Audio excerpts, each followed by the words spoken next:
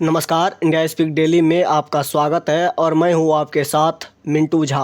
कांग्रेस नेता राहुल गांधी की ओर से 2019 में मोदी सरनेम को लेकर की गई टिप्पणी के मामले में आज सूरत की अदालत ने फैसला सुना दिया है। कोर्ट ने राहुल गांधी को दोषी करार दिया है। कोर्ट ने उन्हें 2 साल की जेल की सजा सुनाई।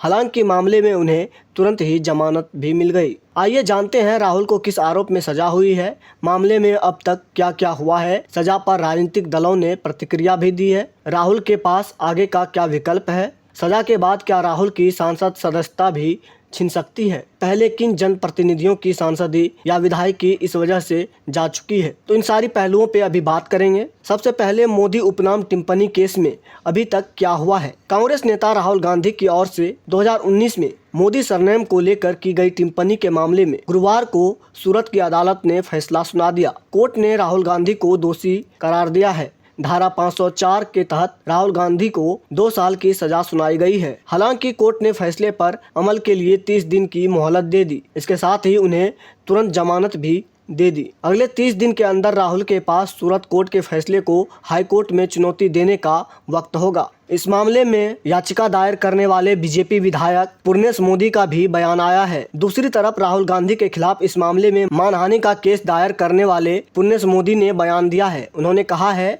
कि हम कोर्ट के फैसले का स्वागत करते हैं। उन्होंने कहा कि यह न्यायिक प्रक्रिया है और यह एक अहम फैसला है। दरअसल 2019 लोकसभा चुनाव के लिए कर्नाटक के कोलार में एक रैली में राहुल गांधी ने कहा था, कैसे सभी चोरों का उपनाम मोदी है। इसी को लेकर भाजपा विधायक व गुजरात के पूर्व मंत्री पुर्नेश मोदी ने राहुल गांधी के खिलाफ मानहानि का मामला दर्ज कराया था। उनका आरोप था कि राहुल ने अपनी इस टिप्पणी से समूचे मोदी समुदाय की मानहानि की है। राहुल के खिलाफ आईपीसी की धारा 499 और 500 के तहत मामला दर्ज किया गया था। अब इस मामले में अब तक राहुल का क्या रुख रहा। दरअसल मुख्य न्यायिक मजिस्ट्रेट एच वर्मा की अदालत ने पिछले शुक्रवार को दोनों पक्षों की अंतिम दलीलें सुनने के बाद फैसला सुनाने के लिए 23 मार्च की तारीख तय की थी। राहुल इस मामले की सुनवाई के दौरान 3 बार अदालत में पेश हुए। हालांकि राहुल गांधी ने कोर्ट के अंदर अपने बयान में कहा था कि वह अपने ऊपर लगे आरोपों से इनकार करते हैं। अक्टूबर 2021 में बयान दर्ज कराने के लिए अदालत पहुंचे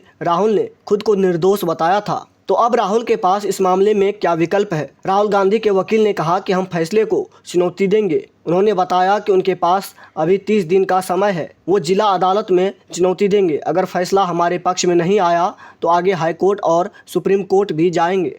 अब इस मामले में विभिन्न राजनीतिक दलों की प्रतिक्रिया भी सामने आई है। इस फैसले पर गुजरात भाजपा के अध्यक्ष CR पाटिल ने कहा कि राहुल गांधी का अपनी भाषा पर नियंत्रण नहीं है। उसके बयान से मोदी समाज गुस्सा हुआ।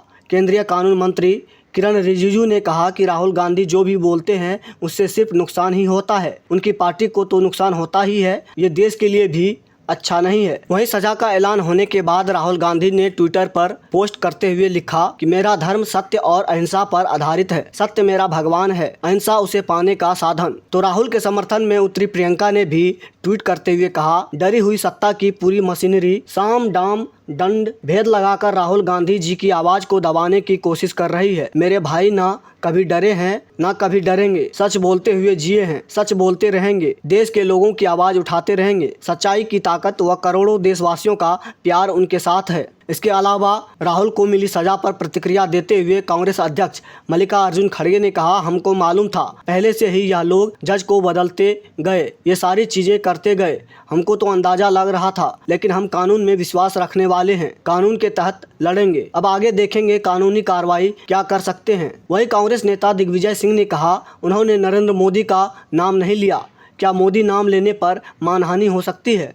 उधर दिल्ली के मुख्यमंत्री अरविंद केजरीवाल ने भी राहुल की सजा को लेकर केंद्र पर निशाना साधा। केजरीवाल ने कहा, गैर बीजेपी नेताओं और पार्टियों पर मुकदमे करके उन्हें खत्म करने की साजिश हो रही है। हमारे कांग्रेस से मतभेद हैं, मगर राहुल गांधी को इस तरह मानहानि मुकदमे में फंसाना ठीक नहीं। जनता और विपक्ष का काम है सवाल पूछना। हम अदालत का सम्मान करते हैं पर इस निर्णय से असहमत हैं। आपको बता दें, इस मामले में राजस्थान के सीएम अशोक गहलोत ने भी ट्वीट कर कहा, राहुल गांधी सत्य एवं अहिंसा के सिपाही हैं। सरकारी तंत्र के दबाव में वो असत्य के सामने झुकने वाले नहीं। राहुल जी एवं कांग्रेस पार्टी फासिस्ट ताकतों के खिलाफ मजबूती से लड़ती रहेगी। इनकी पार्टी में अब समझ लीजिए तानाशाही रवैया हो चुका है। संबित पात्रा जैसे लोग कल राजनीति में बैठने लगे। कैसी भाषा बोलते हैं, कितनी घटिया कमेंट करते हैं। वो राहुल गांधी को मीर जाफर कहता है। तो अब सवाल उठता है कि क्या राहुल गांधी की सांसदी भी जाएगी? लोक प्रतिनिधि अधिनियम 1951 की धारा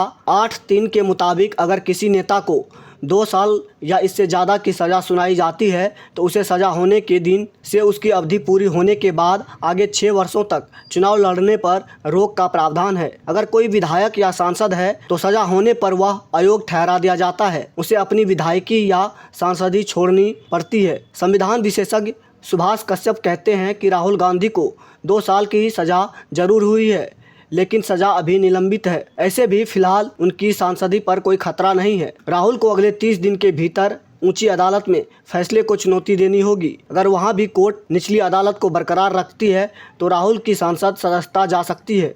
अब सोचने वाली बात यह है कि क्या हमेशा से ऐसा होता रहा है? तो जवाब है जी नहीं। 2013 के पहले ऐसा नहीं था। सुप्रीम कोर्ट ने 2013 में इस अधिनियम को लेकर ऐतिहासिक फैसला सुनाते हुए धारा 8(4) को असंवैधानिक करार दिया था। इस प्रावधान के मुताबिक आपराधिक मामले में 2 साल या उससे ज़्यादा सजा के प्रावधान वाली धाराओं के तहत दोषी करार किसी निर्वाचित प्रतिनिधि को उस सूरत में अयोग्य नहीं ठहराया जा सकता अगर उसकी ओर से ऊपरी न्यायालय में अपील दायर कर दी गई हो। यानी धारा 8(4) दोषी सांसद विधायक को अदालत के निर्णय के खिलाफ अपील लंबित होने के दौरान पद पर बने रहने की छूट प्रदान करता है। इसके बाद से किसी भी कोर्ट में दोषी ठहराए जाते ही नेता की विधायकी सांसदी चली जाती है। अभी के लिए फिलहाल इतना ही। तो इसी तरह की महत्वपूर्ण जानकारी के लिए बने रहिए इंडिया स्पीक डेली के साथ। धन्यवाद।